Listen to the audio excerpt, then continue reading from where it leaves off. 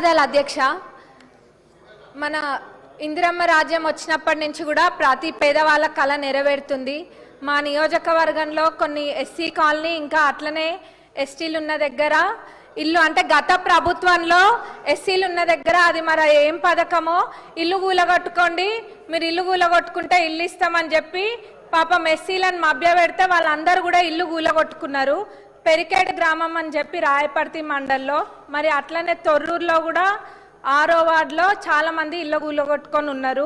వాళ్ళందరూ కూడా ఏంటంటే మరి అది ఎలక్షన్ ముందు స్టంటా తెలియదు, లేకపోతే ఏందో తెలియదు, ఎంతో మంది పాపం ఇల్లు కూలగొట్టుకొని ఈరోజు నీడ లేకుండా ఉంటున్నారు. వాళ్ళందరికీ కూడా మన ప్రభుత్వంలో ఇందిరమ్మ ఇల్లు అందరికీ ఇస్తున్నాము. మరి వాళ్ళకు కూడా గత ప్రభుత్వంలో వాళ్ళు మోసపోయి ఉన్నారు కాబట్టి మన ప్రభుత్వంలో ఇందిరమ్మ ఇల్లు వాళ్ళకు కూడా ఇవ్వాల్సిందిగా సంబంధిత మంత్రి గారిని మీ ద్వారా కోరుతున్నాం అధ్యక్ష.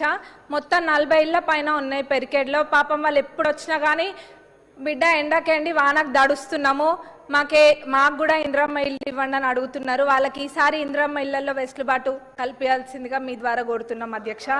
మరి డబల్ బెడ్రూమ్ ఇల్లు ఏవైతే అసంపూర్తిగా ఉన్నాయో అవన్నీ కూడా మనం పూర్తి చేసి, అప్పుడు నాణ్యతతోటి కట్టలేదు చాలా మటుకు చూసినట్టయితే, ఇప్పుడు వాళ్ళందరికీ కూడా ఎవరైతే అసలు జాగా కూడా లేని పేదవాళ్ళు ఉంటారో వాళ్ళకి అవి మనం పూర్తి చేసి అలాట్ చేయవలసిందిగా మీ ద్వారా కోరుతున్నాం అధ్యక్ష.